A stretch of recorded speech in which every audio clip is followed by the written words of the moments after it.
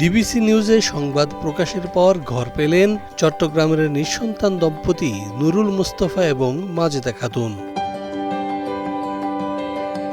গত ১৩ জুন বৃহস্পতিবার সব হারিয়ে এখন ঝুপড়ি ঘরে থাকেন মোস্তফা মাজেদা এই শিরোনামে সংবাদ প্রকাশ হওয়ার পর স্থানীয় অটোরিকশা চালক আব্দুল জব্বারের উদ্যোগে নির্মাণ করা হয় ঘরটি।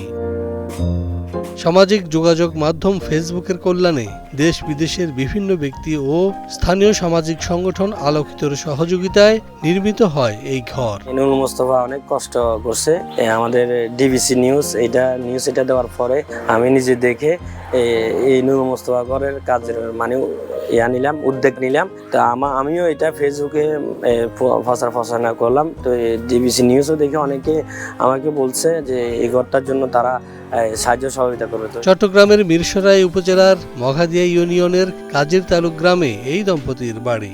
অবশেষে দেশি বিদেশি সহৃদয়বানদের সহায়তায় মাত্র ১ মাসের মধ্যে একটি ঘর তৈরি করে দেন সমাজকর্মী আব্দুল জব্বার।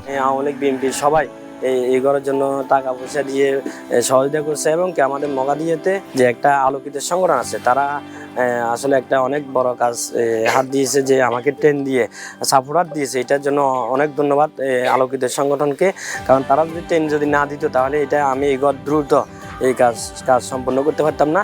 এটা হলো যে আমাদের মঘাদিয়াতে সবচেয়ে ভয়ানক এবং সবচেয়ে কষ্টকর ঘর ছিল যে এই নুরুল মুস্তফা ঘর। কাজ শেষ করে দিয়ে আমি নিজেকে ধন্য মনে করছি যে এটা হচ্ছে বাংলাদেশে এটা হচ্ছে বড় মানবতা কিছু হইতে পারে না। নুরুল মুস্তফার পুরাতন বাড়িটি ভেঙে সেই জায়গায় তৈরি করা হয় তার নতুন ঘর। নতুন এই ঘর পেয়ে আনন্দিত নুরুল মুস্তফা। ডিবিসিতে ধন্যবাদ। এখন যারা এই ঘর বাঁধি দিয়েছে তারা সন্তুষ্ট করি আর সুখ হয়েছে। এখন জয়ে বিজি রোদে হয়েছি, এখন আর কোনো নাই।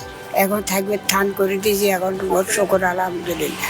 বৃদ্ধ নুরুল মুস্তফার জন্য নতুন ঘর দেখে আনন্দিত প্রতিবেশীরাও। একটা সময় বৃষ্টিতে ভিজে রোদে পুড়ে দিন কাটতো তাদের, এখন একটু স্বস্তিতে থাকতে পারবেন তারা।